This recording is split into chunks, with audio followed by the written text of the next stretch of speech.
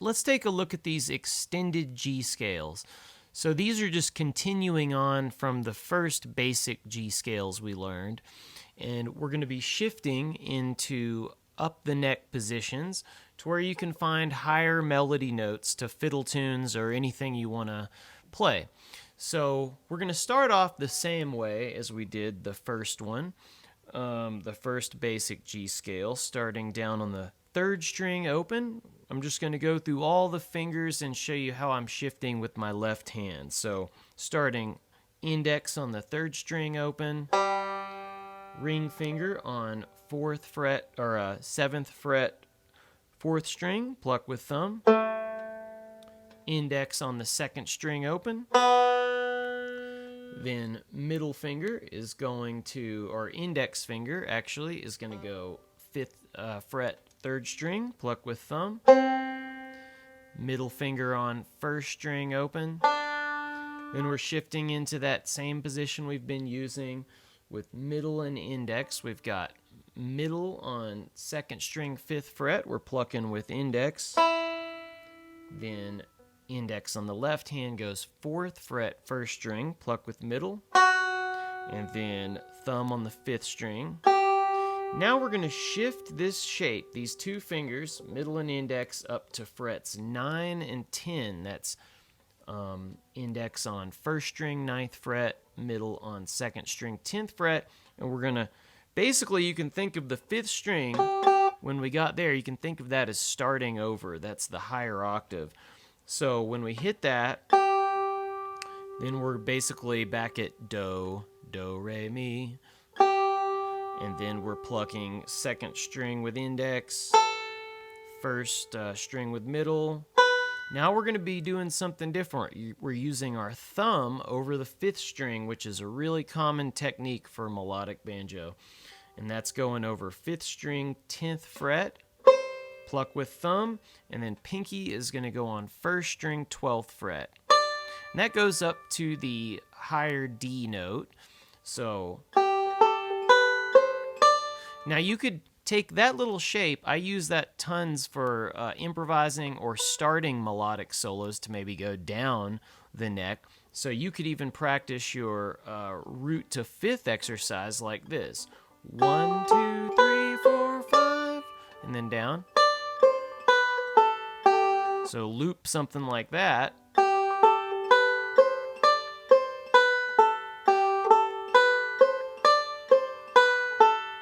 And that would make a good exercise.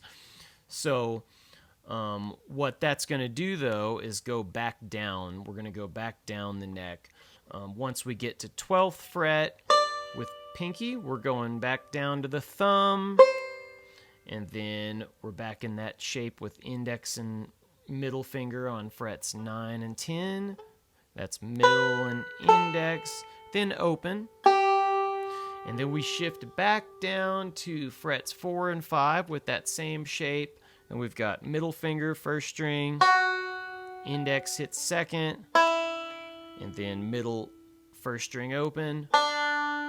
Index goes to 5th fret, 3rd string, pluck with thumb. Index, 2nd string open. Ring on 4th string, 7th fret. And then we end on the low root. So here's the whole thing.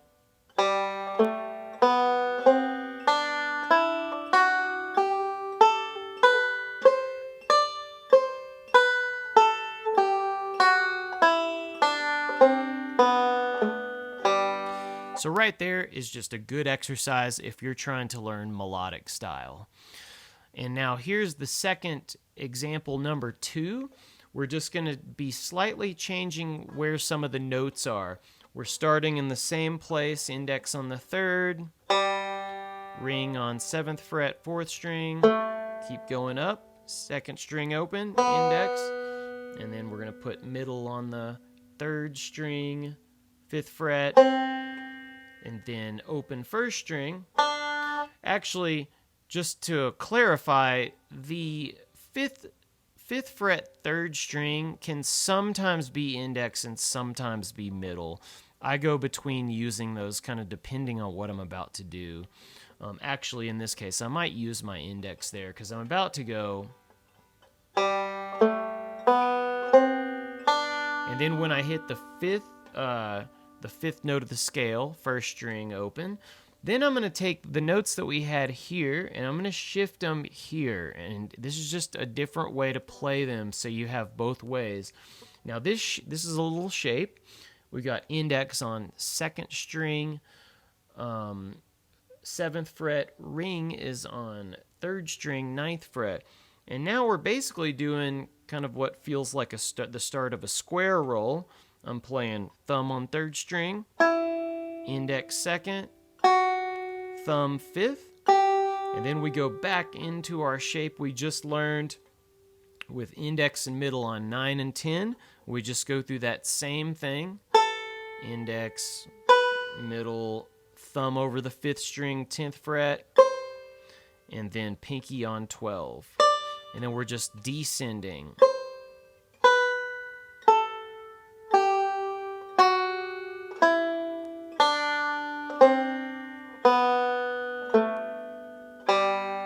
Okay, so that's another exercise that you can do. Just go straight up and down.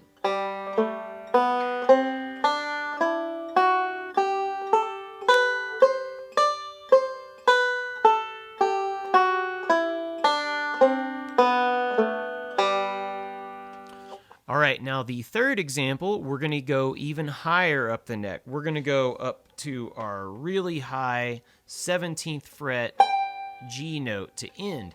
So we're starting the same way, index 3rd, ring on 7th, 4th string, index 2nd string open.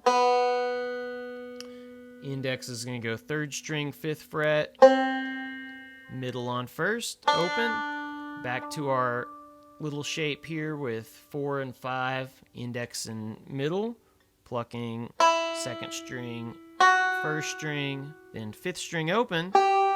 Now we're going to shift up to that same shape we just learned, 9 and 10, with these two fingers. They just move up real nice. And then we're going 2nd string, 1st string, thumb over the 5th. That's 10th fret, then pinky on 12. And now we're going to take this shape and we're going to move this up to frets 17 and 16, same two fingers, and that's 2nd fret, or 2nd string, 17th fret, pluck with index, then pluck 1st string, 16th fret with middle, and then thumb over the 5th string, and that's 17th fret. So that's a way to get way up the neck.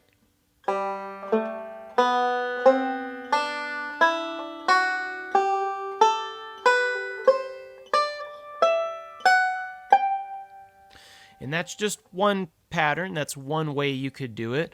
But basically, I just want you to run those scales until you're completely bored doing that. But it is the way to really get this melodic style in your hands, and it's really good to use when you get these techniques down, because it's a good way to play fiddle tunes or classical tunes or Irish tunes, or just improvise over a standard bluegrass tune. There's just a ton of vocabulary here. So just try to follow the fingers that I just described, look at the tablature, and just be patient with it.